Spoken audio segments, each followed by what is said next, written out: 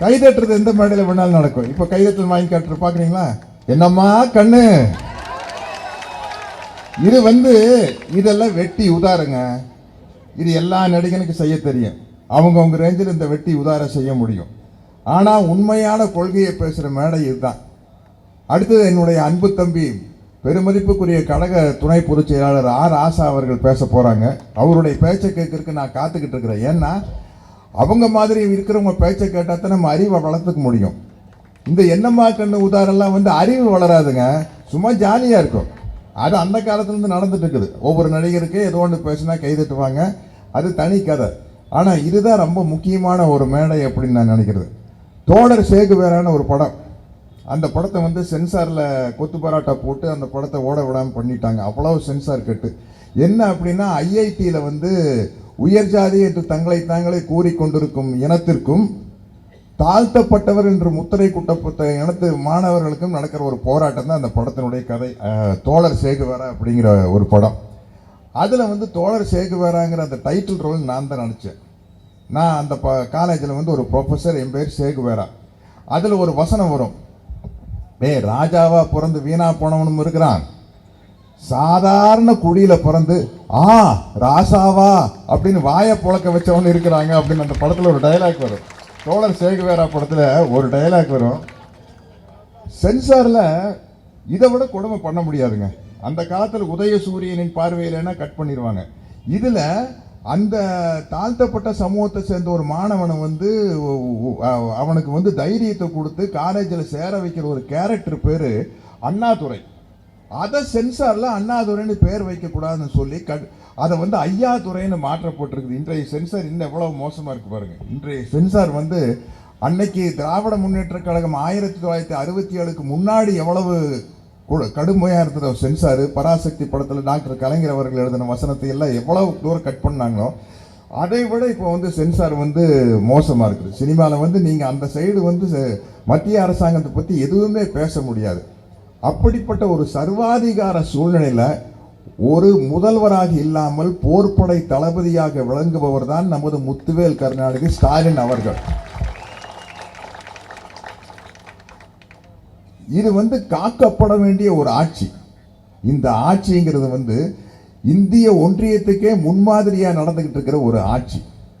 இந்த ஆட்சி தொடர வேண்டும் அப்படிங்கிறதுல ஒரு சராசரி மனிதனா, ஒரு பொது மனிதனா ஆசைப்படுறதுனால்தான் தீவிர மக்கள் தலைவர் எம்ஜிஆர் ரசிகனாக இருக்கும் நான் திமுக மேடையில் நிற்கிறதுக்கான காரணம்.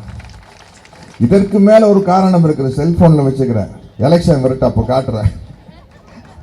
எந்த அளவுக்கு ஒரு இனத்தை, ஒரு அமைப்பை எம்ஜிஆர் அவர்கள் வெறுத்தார்கள் என்பது அதில் இருக்குது. எவ்வளவு ஆபத்தான அமைப்புன்னு அவரே பேசியிருக்காரு.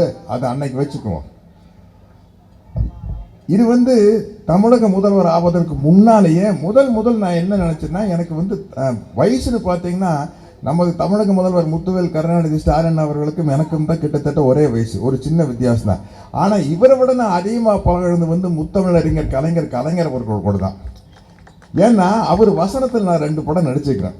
அப்போ என்ன இப்போன்னா நாங்கள் கொலிக் ஆயிடுறோம். என்ன ஒரே தொழிலில் வேலை செய்கிறவங்க. நானும் மணிவண்ணனும் அப்படித்தான் கிட்டத்தட்ட நானும் கலைஞரும்.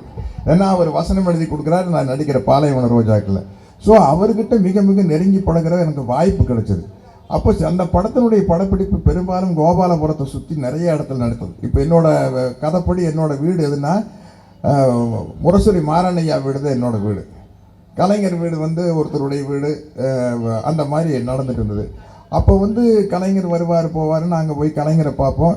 அமைதியாக நின்றுப்பார். ஸ்டாலின் சார் ஒரு முதலமைச்சருடைய மகனுங்கிறது அடையாளம் தெரிஞ்சவங்களுக்கு மட்டும்தான் தெரியும். அப்போ இருந்தே அவர் ஒரு செயல் வீரருங்க. ஒரு 13 வயசுல சைக்கிளில் திமுக கூடிய கட்டிக்கிட்டு சளைக்காம சுற்றுவார். நான் இப்போவும் கூட தனிப்பட்ட முறையில் அவரை பார்க்கல நான் கேட்பேன், என்னங்க இந்த சுற்றுறீங்க, டயர்ட் ஆகாது? எனக்கு ஆகாதுங்க அப்படிம்பாரு. எனக்கு ஆகாது, எனக்கு டயர்டாக ஆகாது. ஏன்னா என்னுடைய உயிர் மூச்சு திராவிட முன்னேற்ற கழகம், திராவிட முன்னேற்ற கழகம், திராவிட முன்னேற்ற கழகம். திராவிட முன்னேற்ற கழகம் உயிர் மூச்சுனா அது ஒரு கட்சி இல்லைங்க. இங்கே எழுதுன இது சொன்ன மாதிரி ஸ்டாலினிசம். ஸ்டாலினிசம்ங்கிறது என்ன? ஒன்றியம் செய்வது ஹிட்லரிசம், என்றும் வல்வது ஸ்டாலினிசம். ஹிட்லரிசம் என்னங்கிறது நம்ம தோழர் அருள்மொழி அவர்கள் புட்டு வச்சுட்டாங்க. ஸ்டாலினிசம்ங்கிறது என்னங்க? பெரியாரிசம், அண்ணாயிசம், கலைஞரிசம், அதுதான் ஸ்டாலினிசம். ஸ்டாலினிசம்னா என்ன? அனைவரும் சமம். திராவிட இசம் என்றால் என்ன? திராவிட சித்தாந்தம் என்பது அனைவரும் சமம். பொதுவாக உலகம் நல்லா இருக்கிறதுக்கு மிக முக்கியமான காரணம் வந்து, உலகம் நாளுக்கு நாள் சிறப்பாக இருக்கிறதுக்கு காரணம் வந்து, எல்லாரும் சிறப்பாக இருக்கிறாங்கன்னு சொல்ல முடியாது, விஞ்ஞானிகளும் விஞ்ஞான கண்டுபிடிப்புகள் தான். இன்னைக்கு நம்மெல்லாம் சந்தோஷம். நம்ம வந்து செல்போன் இல்லாமல் வாழ தெரியாது நம்மளுக்கு. இந்த விஞ்ஞான வளர்ச்சி தான் வந்து உலகத்தை மேலே கொண்டு போகுது. அந்த விஞ்ஞான வளர்ச்சியினால் வர்ற பயன் அனைத்து மக்களுக்கும் சென்று சேர வேண்டும் என்பதுதான் சமூக நீதி. அது அனைத்து மக்களுக்கும் சென்று சேரக்கூடாது, ஒரு குறிப்பிட்ட மக்களுக்குத்தான் போய் சேர வேண்டும் என்பதுதான் ஹிட்லரிசம். அந்த ஹிட்லரிசத்திலிருந்து தமிழ்நாட்டை காப்பாற்றுவதுதான் ஸ்டாலினிசம். அதை வந்து நீங்க தயவு செய்து புரிஞ்சுக்கணும். நான் முதல் நான் வியந்து பார்த்தது வந்து, முதல்வர் அவர்கள் ஸ்டாலின் அவர்கள் வந்து முதல்வர் ஆனதுக்கு அப்புறம் என்கிட்ட அவருடைய வாழ்க்கை வரலாறு புஸ்தகத்தை கொடுத்து படிக்க சொல்லி என்னை அந்த நிகழ்ச்சியில் வந்து கலந்துக்க சொன்னார். அந்த புத்தகத்தின் பேர் வந்து உங்களில் ஒருவன் அப்படிங்கிற புத்தகம். தயவு செய்து திமுக காரங்க அத்தனை பேர் அதை படிக்கணுங்க. படித்தா தான் எல்லாரும் சும்மா சொல்லிட்டு இருக்கிறாங்க பாருங்க, கலைஞரோட பிள்ளையா இருக்கிறங்காட்டி ஸ்டாலின் வந்துட்டாரு, ஸ்டாலின் பிள்ளையா இருக்கிறங்காட்டி உதயநிதி ஸ்டாலின். அப்படி கிடையாது. நீங்கள் உங்களில் ஒருவன் படித்து பார்த்தீங்கன்னா தான் ஸ்டாலின் அவர்கள் கழகத்தின் தலைவராக வருவதற்கும் தமிழ்நாட்டின் முதல்வராக வருவதற்கும் 100% இல்லை 200% தகுதியானவர் அப்படிங்கிறது அந்த உங்களில் ஒருவன் புத்தகத்தை படித்து பார்த்தீங்கன்னா தெரியும். என்னன்னா, ஒரு முதலமைச்சரை பார்க்கும்போது நம்மளுக்கு வந்து ஆரம்பத்தில் ஸ்டாலின் அவர்களை பார்க்கும்போது வருஷம் ஒரு பிரமிப்பு வந்தது. ஆனால் போன வருஷத்தை விட இந்த வருஷம் நல்லா இருக்குதா, இந்த வருஷத்தை விட அடுத்த வருஷம் நல்லா இருக்குது அப்படின்னு. போக போக என்ன ஆகி போச்சுன்னா, வருடம் வருகிற பிரமிப்பு ஸ்டாலின் அவர்கள்கிட்ட அது மாசம் வர பிரமிப்பா மாறுச்சு. அது வந்து வாரம் வர பிரமிப்பா மாறுச்சு. இன்னைக்கு ஈச் அண்ட் எவ்ரி டே ஒரு பிரமிப்பை ஏற்படுத்திக்கிட்டு இருக்காரு. அந்த பிரமிப்பை எதிர்த்து நிற்க முடியாம தான் எதிர்கட்சிக்காரங்கெல்லாம் திண்டாடுறாங்க. ஒரு கட்சி நடத்துறவங்க அவங்கவுங்க கட்சிக்கு ஆதரவாக செயல்பட வேண்டியதா, அது வேற வழியில் என்ன, அதுதான் அரசியல். நீங்க இதை விட என்ன செஞ்சிட போறீங்க? வந்து இதை விட உங்களால் என்ன செஞ்சிட முடியும் அப்படிங்கிறதா. இதை விட கம்மியாகத்தான் செய்ய முடியும். அதனால வந்து இந்த ஸ்டாலின் ஆட்சி தொடர வேண்டும் என்பதற்கு மிக முக்கியமான காரணமே அதுதான். என்னை பொறுத்த வரைக்கும் ஒரு எலெக்ஷன் அப்படின்னா வந்து ஒரு ஜாலியாக இருக்கணும்ல. எலெக்ஷன் ரிசல்ட் வரையில இந்த இவங்க ஜெயிப்பாங்களா, அவங்க ஜெயிப்பாங்களா, இவங்க ஜெயிப்பாங்களா, என்ன நடக்க போகுது அப்படிங்கிற ஒரு டென்ஷன் இருக்கணும், என்ன மாதிரி சராசரி ஒரு பொதுமக்களுக்கு. ஆனால் உண்மையிலேயே சொல்கிறேனுங்க, இந்த எலெக்ஷன் வந்து ரொம்ப போரான எலெக்ஷனுங்க. ஏன்னா ஒரு டென்ஷன் இல்லை, இவங்க ஜெயிப்பாங்களா அவங்க ஜெயிப்பாங்களாங்கிற ஒரு டென்ஷன் இருந்தால் தாங்க எலெக்ஷன் ரிசல்ட் வர வரைக்கும் எங்களுக்கெல்லாம் ஜாலியாக இருக்கு. இது கன்ஃபார்ம்டாக தெரியுது, ஸ்டாலின் அவர்கள் தலைமையான இந்த ஆட்சி தான் வரப்போகுதுன்னு. அந்த காலத்தில் எலெக்ஷன் ரிசல்ட் இந்த பேலட் ஷீட் தான் வரும். 9 மணி நிலவரம், 11 மணி நிலவரம், மத்தியான நிலவரம், சாயந்தர நிலவரம் அப்படின்னு. இங்கே நிலவரமே இல்லை, ஒரே நிலவரம் தான் இருக்குது, மீதி எல்லாம் கலவரமாக தான் இருக்கு போகுது.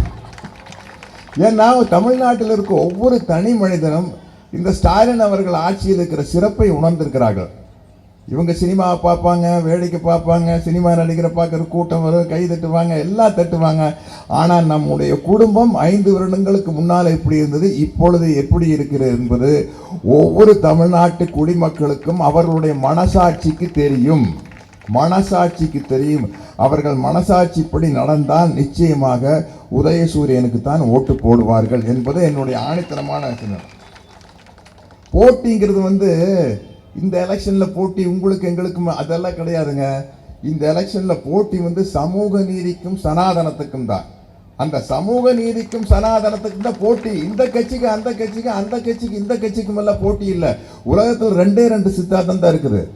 அனைவருக்கும் எல்லாம் சமம் அப்படிங்கிற ஒரு சித்தாந்தம் இல்லை, எல்லாமே எனக்கு தாண்டா வேணுங்கிறது ஒரு சித்தாந்தம். எல்லாமே ஒரு குறிப்பிட்ட இடத்திற்கு தான் போய் சேர வேண்டும் என்ற சித்தாந்தம் சனாதனம். குறிப்பிட்ட இடத்திற்கு போய் சேரக்கூடாது, அனைவருக்கும் போய் சேர வேண்டும் என்பதுதான் திராவிட சித்தாந்தம். அதுதான் சமூக நீதி சித்தாந்தம். அப்ப எப்படி பார்த்தாலும் இந்த சமூக நீதி சித்தாந்தம் தான் வெல்லும். சமூக நீதிங்கிறது வந்து சகோதரத்துவம், மதவாரத்துக்கும் சகோதரத்துவத்துக்கும் தான் போட்டி. போட்டி என்பது சமூக நீதிக்கும் இந்த மத யானைக்கும் நடுவில் நடக்கிறதா போட்டி. அரசியல்ல சாணக்கியத்தனம் வேறு, சாதுரியம் என்பது வேறு. சாணக்கியத்தனங்கிறது ஏமாத்தி ஆப்பிடிக்கிறது. சாதுரியம் என்பது நம் எதிரிகளை பயன்படுத்தி கொண்டு நம் லட்சியத்தை நிறைவேற்றுவது. அதைத்தான் பேரறிஞர் அண்ணா செய்தார். 1967 ராஜாஜியோட சுதந்திர கட்சியில கூட கூட்டு வச்சது சாமர்த்தியம், சாதுரியம். ஜெயிச்சதுக்கு அப்புறம் கார் எங்க போச்சு? நேரா பெரியாரை பார்க்கறதுக்கு போச்சு, ராஜாஜியை பார்க்க போல. அவர் கதவெல்லாம் திறந்து வச்சு உட்காந்துருக்காரு. அண்ணாதுரை, கலைஞர் அவர்கள், அண்ணா அவர்கள், நாவலர் அவர்கள், பேராசிரியர் அவர்கள் எல்லாரும் நம்மளைத்தான் பார்க்க வரப்போறாங்க அப்படின்ட்டு வண்டி நேரம் அங்க திருச்சிக்கு போயிருச்சு. அதுதான் அரசியல் சாதுரியம் என்பது. ஏன்னா இப்படிப்பட்ட ஒரு சிறப்பான ஆட்சியை பற்றி பேசுனா சும்மா டயலாக் பேசி தப்பிச்சுக்க முடியாது. அப்படியெல்லாம் கூட்டணி வச்ச ஜெயிச்ச 1967 அண்ணா சொல்றாரு, இந்த வெற்றியை நான் பெரியாருக்கு காணிக்கையாக்குகிறேன். அப்ப பெரியார் அவர்கள் காமராஜருக்கு ஆதரவாகவும் திராவிட முன்னேற்றத்துக்கு எதிராகவும் செயல்பட்ட ஒரு காலகட்டம். அப்படி இருந்தும் கூட அவர் பெரியாரின் மேல் வச்சிருந்த பற்றின் காரணமாக இந்த வெற்றியை நான் பெரியாருக்கு காணிக்கையாக்குகிறேன் அப்படின்னு சொன்னாங்க. இந்த திராவிட மாடல் என்பதுதான் உங்களை எல்லாத்திலிருந்தும் காப்பாற்ற விஷயம். இல்லாட்டி இன்னைக்கு என்ன நடந்துட்டு இருக்குன்னா, தமிழ்நாட்டை ஒரு அயோத்தியாக மாற்றுவதற்கான சகனித்தனம் நடந்து கொண்டிருக்கிறது தான். அதுதான் திருப்பரங்குன்றத்தில் நடக்கும் சகனித்தனம் என்பது அதுதான். அதில் நம்ம ரொம்ப கேர்ஃபுல்லாக இருக்கணும், ரொம்ப ஜாக்கிரதையாக இருக்கணும். அனைவருக்குமான கல்வி, அனைவருக்குமான வேலை வாய்ப்பு, ஆண் பெண் சமம் என்ற சித்தாந்தத்தை அடிப்படையாக கொண்ட திராவிட முன்னேற்ற கழக ஆட்சி மீண்டும் ஆட்சிக்கு வருவதுதான். ஏன்னா அருள்மொழி தோழர் அவர்கள் சொன்னதுனால ஒரு கட்டத்தில் வளர்ச்சி பண்ணி இந்த 5 வருஷத்துல ஒரு விஷயம் நடந்திருக்குது பாருங்க. அந்த விஷயம் அப்படியே தொடரணும் அப்படின்னம்னா, இந்த ஆட்சி அப்படியே தொடர்ந்தால்தான் அந்த திட்டங்கள் எல்லாம் மிகச் சிறப்பாக வெற்றி அடையும். அதற்கு மிகப்பெரிய அளவில் போர்ப்படை தளபதிகளாக நமது தமிழக முதல்வர் முத்துவேல் கருணாநிதி ஸ்டாலின் அவர்களோடு இருக்கும் மிகப்பெரிய தளபதிகள் என்னுடைய அன்பு தம்பி ஆசா போன்றவர்கள். அறநிலையத்துறையை ஆட்டையை போட நினைத்தவர்கள் காப்பாற்றி வைத்திருக்கிறவர் நம்ம தம்பி மாண்புமிகு அமைச்சர் சேகர் பாபு அவர்கள். நான் எம்ஜிஆர் ரசிகனா இருக்கேன்னு சொல்றேன். மதுரை மீட்ட சுந்தரபாண்டியன் ஒரு படம் நடிச்சார் அவர் கடைசியா. அது மாதிரி அறநிலையை மீட்ட சுந்தரபாண்டியன் நம்ம சேகர் பாபு தான். இல்லாட்டி அறநிலையத்துறை வேற எங்கேயோ போயிருக்கும். ஏன்னா திமுக இருக்கிறவங்களுக்கு தனி மனித நம்பிக்கை எழுந்து வெளியே அந்த திராவிட சித்தாந்தத்திற்குள் செயல்படும் போது அனைவருக்குமான விஷயமும் அனைவருக்கும் கிடைக்கும் அப்படிங்கிறதா. ஆகவே இந்த ஆட்சி தொடர வேண்டும் என்று திமுக காரனாகல்ல, தமிழனாகல்ல, தமிழ்நாட்டில் வாழும் ஒரு சாதாரண மனிதனாக ஆசைப்படுகிறேன். மீண்டும் சொல்கிறேன், நான் அவருடைய ரசிகனாக இருப்பதால் அவருடைய பாடலை பாடி முடிக்கிறேன். உதய சூரியனின் பார்வையிலே உலகம் விழித்து கொண்ட வேளையிலே நல்லவரெல்லாம் நலம் பெறுவார் என்ற நம்பிக்கை பிறக்கிறது. இவர் வர வேண்டும். எவர்? நம்ம முத்துவேல் கருணாநிதி ஸ்டாலின் அவர்கள் வர வேண்டும், புகழ் பெற வேண்டும் என்று ஆசை துடிக்கிறது. பொதுவாகவே நல்லா பாட வராது, இன்னைக்கு தொண்டை வேற கட்டிட்டு இருக்குது. பாடல் முக்கியமல்ல, திராவிட முன்னேற்ற கழகத்திற்கு குரல் முக்கியமல்ல, கொள்கைதான் முக்கியம் என்பதனால் தைரியமாக அந்த பாடலை பாடி விடைபெறுகிறேன். நன்றி, வணக்கம்.